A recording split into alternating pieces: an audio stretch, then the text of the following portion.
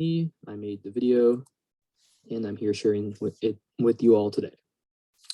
Hope you guys enjoy. Here in this picture I took, you can see Sue with her daughter Ellie in the restaurant.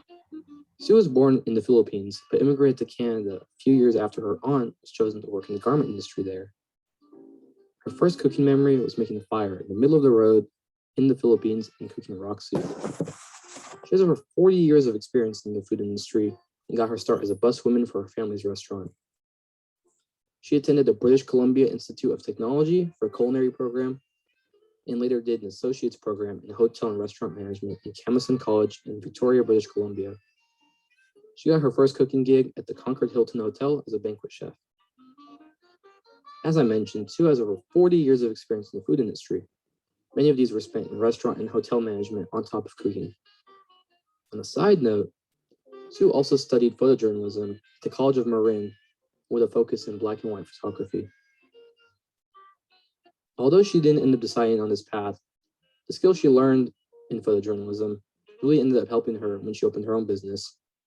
For example, this picture she took of her shrimp tacos for her restaurant's Facebook page. You can see how what Sue learned helped her frame this picture perfectly and use lighting since she studied black and white photography. Of course, light is one of the most important things, and that's what she learned at the College of Marin. One of the big questions I had for Sue when doing this interview is, why Pinole? Why choose Pinole as a place to start your business? Of course, many people don't know where Pinole is, and it's pretty random for someone to come from a place like Canada and choose Pinole as a place to start their business. But when I asked her this question, the answer I got was actually pretty amazing. So she worked in Sausalito and had a commute from Pleasant Hill. And rather than taking the junction to get onto I-80 from Highway 4, she decided to just get off on San Pablo Avenue in Hercules. And if she never made this decision, she probably wouldn't have discovered Pinole, and Sue's place probably wouldn't be here today. But when making this decision, going through San Pablo Avenue, she found Pinole. And she loved it, because Pinole reminded her of her home in Winnipeg, Canada. Sue then told herself that one day she would live in Pinole. And after having her daughter in 2008, she moved to Pinole in 2009 to take a year off to spend with her daughter. Now, although Sue's place is a fairly new business, the building in which Sue runs her business has been around for much longer. The building became a restaurant in 1962 when the former fire chief, Alex Clark, and his friend Bob Dutra bought the building when it was the Greenfield department store. They sold the cafe, then bought it again, then sold it again. Dave Brandt bought it in 1978 after the death of the previous owner. Dave became the cook, with his daughter Corey being the waitress. By the time Dave passed away, Corey was married to Alex Clark's son, Chano. I remember going here when I was 6 to 10 years old for breakfast with my family. There's just something about this building that attracts so many people. Maybe it's the mural, the air vents, the counter you can eat at. There's just a certain feeling you get from being there. And that same exact feeling is the reason why Sue's place is here today. On one Sunday morning in October, Sue was driving around Pinole when she decided to park her car outside the Alley Cafe.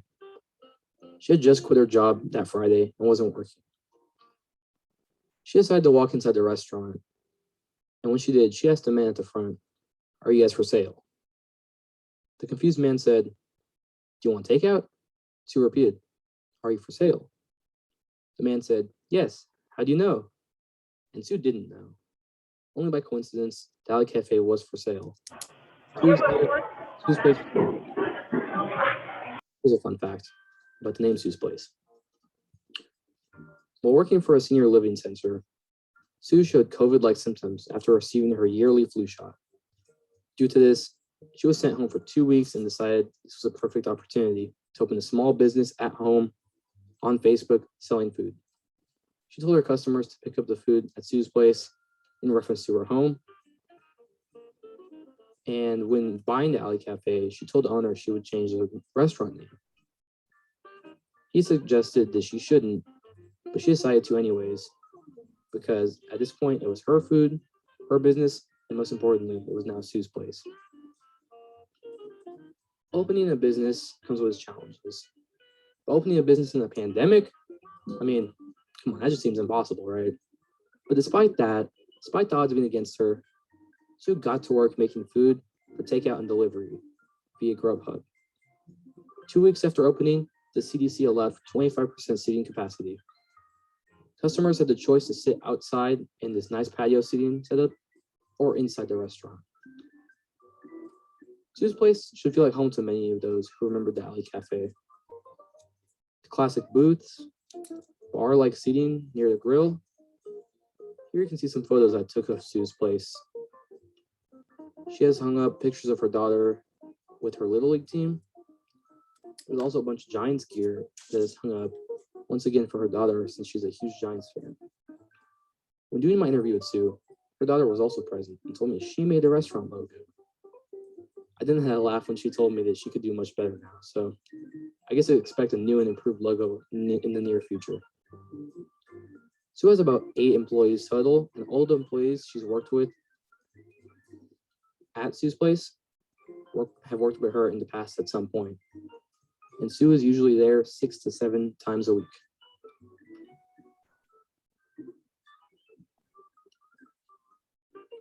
Now, when you talk about a restaurant, you have to talk about the food. And the food at Sue's place is like no other place I've had. Most of the time, Sue's the only person cooking. Everything from the flavors to the presentation is phenomenal and all done by Sue herself.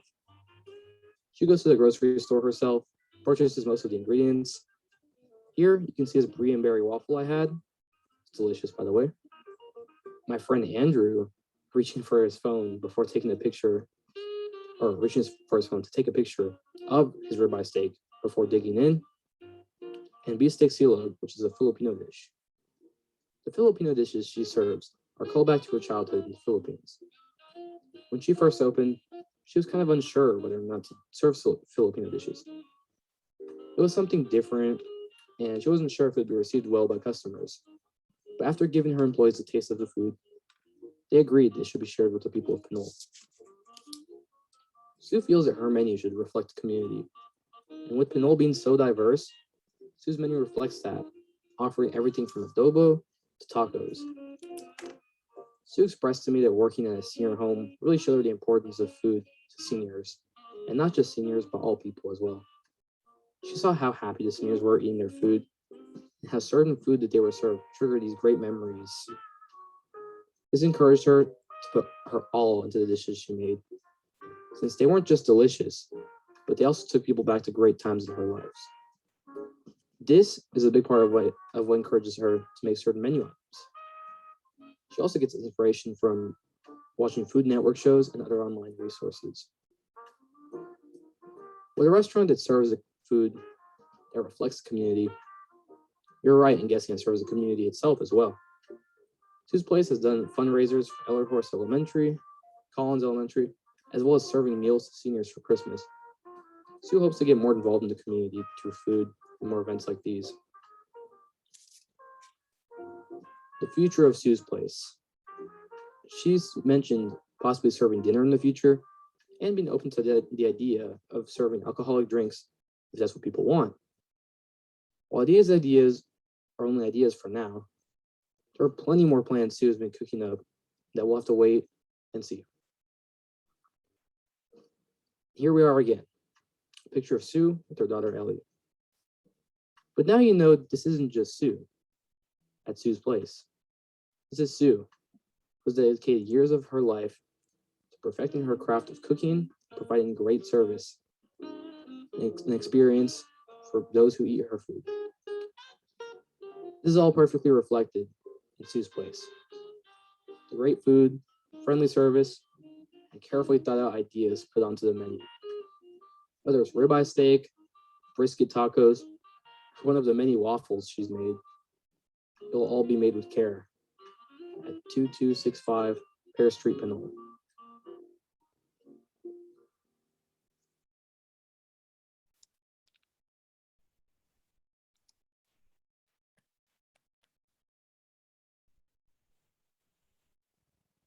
Pretty extraordinary, isn't it? This kid is only 17 years old. So I do want to mention that this program essentially was put together by two young people. Mitzi Perez Caro is the lead digital arts teacher at Kennedy High School, and she's a friend of mine. And some of you may remember Diana Wing So when she was president of the Interact Club in 2012. And that's when I met her. She and three of her classmates put together a video presentation about life on the old Pinole Valley High School campus. And the Pinole Historical Society invited them to present it at a program, which they did. Diane and I kept in touch when she was at University of Pennsylvania, getting a bachelor's degree and getting a master's degree from Erasmus University in Rotterdam. She's now home, and she's one of our volunteers, and she and Mitzi put this program together, and I think they did a great job. And this is going to be an ongoing program. This is not a one-off. We're going to be working with more students at Pinole Valley High School and trying to get them, give them the same experience that these three kids had. You know, I'm sure we've all encountered people who say that history's boring, it's not interesting, but I will tell you, if you look at the videos that that these kids did, you will see that they enjoyed the research, they enjoyed the learning, and now, even more importantly, they have a frame of reference for what's gone on before them, and gives them a better understanding of why things are the way they are and where they can go in the future. And history serves that purpose. So I am very grateful for the opportunity to have presented Justin Trujillo's work. And I encourage you to go to the Pinole Historical Society YouTube channel. We have about 40 videos up there. And but this one particular video, you'll be able to see the 4 presentations that these students made. That's terrific, Jeff. The opportunities that you're giving these students are wonderful and appreciated by all of us. So, thank you. Does anybody have any questions for Jeff? Go ahead, Richie. Yeah, I have a question, Jeff. I have a parent here in my office whose son attends PVHS, and she was wondering if he was curious of how to get involved. Who could he speak to about that, Jeff? He could speak to me. Okay.